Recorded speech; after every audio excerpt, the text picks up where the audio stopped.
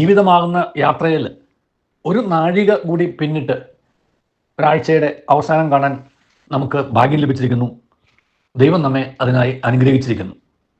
ഓരോ നാഴിക പിന്നിടുമ്പോഴും നാഴിക കല്ലുകളാണ് നമ്മെ ചില ഓർമ്മപ്പെടുത്തലുകൾ അല്ലെങ്കിൽ നമുക്ക് ചില ഓർമ്മപ്പെടുത്തലുകൾ തരുന്നത് എന്ന് നാം മറക്കരുത്.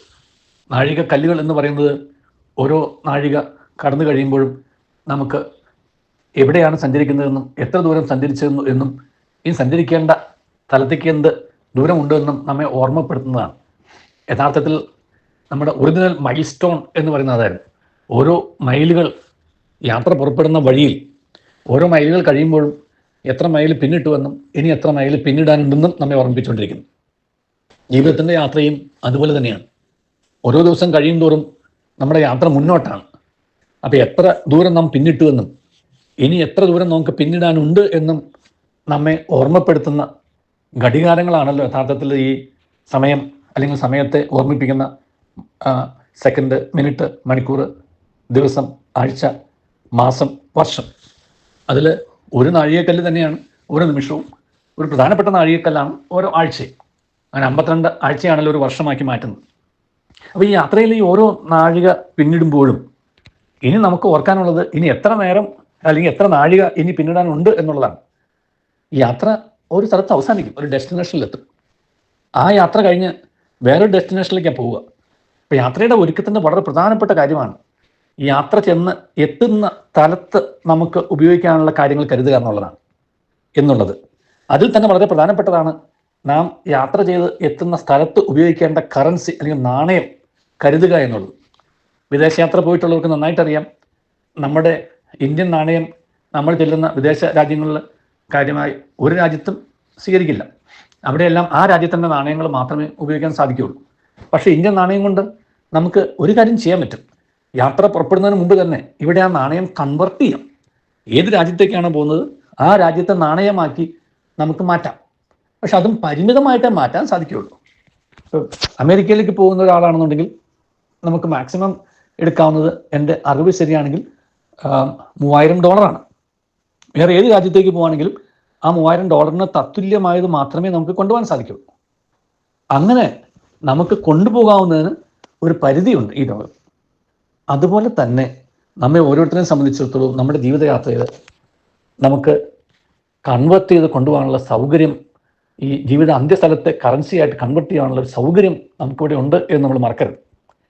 ആ കൺവെർഷൻ നമ്മൾ ഉപയോഗിച്ചില്ല എന്നുണ്ടെങ്കിൽ നമ്മുടെ കയ്യിലുള്ളത് കൊണ്ടൊന്നും ഒരു പ്രയോജനമില്ല. കയ്യിലുള്ളതെല്ലാം നിഷ്ഫലമായിട്ട് മാറിയുള്ളൂ. ഒരു ഫലം കിട്ടിയാൽ നിശ്ശൂന്യമായിട്ട് മാറിയുള്ളൂ, ശൂന്യമായി പോകും, ഒരു വാല്യൂ ഇല്ല. നമുക്ക് വിദേശ രാജ്യത്ത് ചെന്നിട്ട് ഒരു ചായ കുടിച്ചിട്ട് ഇന്ത്യൻ രൂപ കൊടുത്താൽ അവർ സ്വീകരിക്കില്ല, അവിടുത്തെ നാണയം കൊടുക്കും. അതുപോലെ നമ്മുടെ ജീവിതത്തിൻ്റെ ഒരു ദിശയിൽ വേറൊരു സ്ഥലത്ത് എത്തിച്ചേരേണ്ടതുണ്ട് നമുക്ക്. ആ എത്തിച്ചേരേണ്ട സ്ഥലത്തെ നാണയം എന്ന് പറയുന്നത് നാം ഇവിടെ നാം സമ്പാദിക്കുന്ന ആ നമ്മുടെ നാണയത്തിൻ്റെ കൺവെർട്ടഡ് വാല്യൂ മാത്രമേ ഉണ്ടാവുള്ളൂ. ആ കൺവെർട്ടഡ് വാല്യൂ എന്താണെന്ന് തിരിച്ചറിയണമെന്നുണ്ടെങ്കിൽ അത് ജീവിതത്തിൽ ഇവിടെ ആയിരിക്കുമ്പോൾ ഒരു നല്ല മനുഷ്യനായി ജീവിക്കുക എന്നത് മാത്രമാണ്. നല്ല മനുഷ്യൻ്റെ അനേക ലക്ഷണങ്ങൾ നാം ചിന്തിച്ചിട്ടുള്ളതാണ്. ഒരു കൊച്ചു ഉദാഹരണം ഈ സൺഡേയിൽ ഓർമ്മിപ്പിക്കുന്നത് നല്ലതായിരിക്കും വിചാരിക്കും. ഈ കുറച്ച് ദിവസങ്ങൾക്ക് മുമ്പ് ഒരു കേസിൻ്റെ ഒരു കുടുംബ തർക്കത്തെക്കുറിച്ചുള്ള ഒരു തർക്കത്തിൽ, കുടുംബ സ്വത്തിൻ്റെ വിഭജനം സംബന്ധിച്ചുള്ള തർക്കത്തിൽ ഇടപെടാൻ നിയോഗിക്കപ്പെട്ടു. അപ്പോൾ അവിടെ അവരോട് ഞാൻ പറഞ്ഞൊരു കാര്യം തന്നെയാണ്, നമ്മുടെയൊക്കെ ജീവിതത്തിൻ്റെ ഒരു ഈവനിങ്ങിലാണ്, ഒരു സായാഹ്നത്തിലാണ്. ഇനി യാത്ര തീരാനായിട്ട് ഇത്രയും ജീവിച്ച കാലം എന്തായാലും ഇല്ല. കാരണം അവരെല്ലാവരും സീനിയർ സിറ്റിസൺസ് ആയാണ്. അപ്പോൾ ജീവിച്ച കാലം അത്രയും നിങ്ങൾ ആരും ജീവിക്കാൻ പോകുന്നില്ല. ജീവിച്ച കാലത്തിൻ്റെ പകുതി പോലും നിങ്ങൾ ഇനിയും ജീവിക്കാൻ പോകുന്നില്ല. നിങ്ങൾ അധ്വാനിക്കാനായിട്ട് നിങ്ങൾക്ക് സാധിച്ചത് നിങ്ങൾ ജീവിച്ച ജീവിതത്തിൻ്റെ ഒരു 10, 20, 25 വർഷമാണ്. ഇനി നിങ്ങൾക്ക് ദൈവം അനുവദിച്ചിരിക്കുന്ന ബോണസ് എന്ന് പറയുന്നത് ഒരു വിശ്രമമാണ്. ആ വിശ്രമ ജീവിതത്തിൽ നിങ്ങൾക്ക് സ്വസ്ഥതയും സന്തോഷവും സമാധാനവുമാണ് വേണ്ടത്. സ്വസ്ഥതയും സന്തോഷവും സമാധാനവും കെടുത്തിക്കളയുന്നതാണ് നിങ്ങൾ വാരിക്കൂട്ടുന്നതും വലിച്ചു വാരി കൂട്ടിവെക്കുന്നതും പിടിച്ചു പറിച്ച് നേടിയെടുക്കുന്നത്.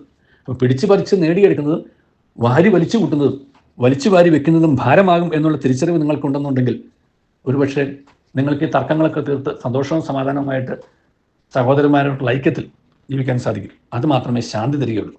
ഏതായാലും ആ ഒരു കൊച്ചു ഉപദേശം അവർക്ക് സ്വീകാര്യമായി എന്ന് കണ്ടതിൽ സന്തോഷമുണ്ട്. സ്നേഹവും സന്തോഷവും സമാധാനവും പുനഃസ്ഥാപിക്കാൻ സാധിച്ചു. ആ സ്നേഹവും സന്തോഷവും സമാധാനവും ഇവിടെ അനുഭവിക്കാത്ത ഒരു വ്യക്തിക്ക്, അല്ലെങ്കിൽ ഇവിടെ അത് അനുഭവിക്കാൻ ഇടയാകാത്ത ഒരു വ്യക്തിക്ക് നിത്യമായ ശാന്തിയും സന്തോഷവും സമാധാനവും ലഭിക്കില്ല. അതൊരു പരമമായ സത്യമാണ്. Unless we live in peace we cannot rest in peace. ദൈവം നമ്മെ അനുഗ്രഹിക്കട്ടെ. റെസ്റ്റ് ഇൻ പീസിന് പര്യാപ്തമാകുമാറ് നമ്മുടെ ജീവിതത്തെ ഇവിടെ സന്തോഷത്തിലും സമാധാനത്തിലും സ്വസ്ഥതയിലും കൊണ്ടു നടക്കാനായിട്ട് നല്ലൊരു ദിവസം എല്ലാവർക്കും നേരുന്നു.